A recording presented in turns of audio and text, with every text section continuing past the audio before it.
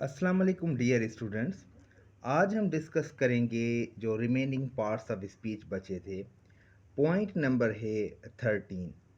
Adverb क्या होता है, उसका क्या काम होता है। An adverb is a word used to add something to the meaning of a verb, an adjective और another adverb is. Adverb वो लफ्ज़ है जो फ़ैल, सिफत या किसी दूसरे एडवर्ब की माना में कुछ इजाफा करे। जैसे he worked the sum quickly, उसने जल्दी काम ख़त्म किया। अब उसने काम ख़त्म किया, लेकिन कैसे काम ख़त्म किया? क्विकली।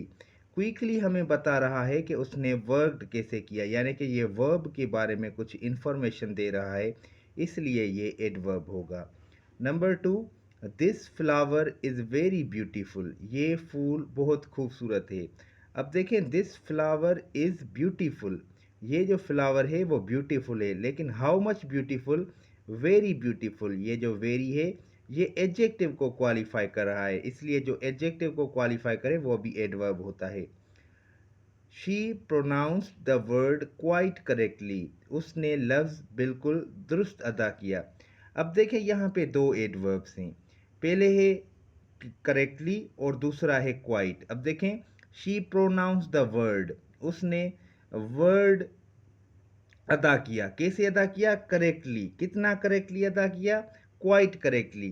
तो अब ये करेक्टली ज़्यादा इन्फॉर्मेशन दे रहा है वर्ब के बारे में, और ये जो क्वाइट इन्फॉर्मेशन दे रहा है वो करेक्टली यानी कि एडवर्ब के बारे में। तो यहाँ पे लिखा हुआ है ना, जब एक एडवर्ब दूसरे एडवर्ब के बारे में कुछ बताएगा तो लाजमन उस सेंटेंस में दो एडवर्ब्स होंगे। पॉइंट नंबर है 14। डिस्कस करेंगे प्रीपोजिशन क्या होता है। A preposition is a word used with a noun or a pronoun to show how the person or thing denoted by the noun or pronoun stands in relation to something else is. अब preposition क्या होता है? हरफ जर वो लफ्ज़ है जो इसम या ज़मीर के साथ इस्तेमाल हो ताकि ये ज़ाहिर करे कि इसम या ज़मीर से मुराद शख्स या चीज़ किसी दूसरी चीज़ से किस ताल्लुक में है। जैसे अब देखें, ये जो प्रीपोजिशन वर्ड है ना, ये दो वर्ड्स का मेलाप है, एक है प्री और दूसरा है पोजीशन। प्री का मतलब होता है बिफोर और पोजीशन का मतलब होता है प्लेस, यानी कि before a place of noun और प्रोनाउन। नाउन और प्रोनाउन के साथ इस्तेमाल होकर उसका ताल्लुक किसी और से ज़ाहिर करें। अब देखें, there is a cow in the garden, इसका मतलब है बाग में एक गाय है। अब देखिए, यहाँ पे इन प्रीपोजिशन है, इस ये गार्डन के आगे इस्तेमाल किया गया है नाउन के साथ, और यहाँ पे काउ से ताल्लुक शो कर रहा है। काउ गार्डन में है, अ काउ इन द गार्डन, इनका ताल्लुक काउ और गार्डन से है। The girl is fond of music, लड़की मौसीकी की शौकीन है। अब देखें, ऑफ यहाँ पे प्रीपोजिशन है, फॉन्ड म्यूज़िक इसका ताल्लुक है ऑफ के साथ। A fair little girl set under a tree, एक खूबसूरत छोटी लड़की दरख्त के नीचे बैठी थी। यहाँ पे ताल्लुक है सेट का ट्री के साथ, जिसको शो किया गया है अंडर के साथ। इन, ऑफ, अंडर, ये जो है ये प्रीपोजिशन से। नंबर 15 है कंजक्शन। अब कंजक्शन क्या है? A conjunction is a word used to join words और सेंटेंसेस इज। जो कंजक्शन होता है वो लफ्ज़ है जो अल्फाज या जुमलों को मिलाने के लिए इस्तेमाल होता है। जैसे Rama and Hari are cousins, Rama और हरी कज़न है। अब यहाँ पे एंड के साथ हमने दो नाउन्स को जोड़ा है, ये कंजक्शन है। Two and two make four, दो और दो चार होते हैं।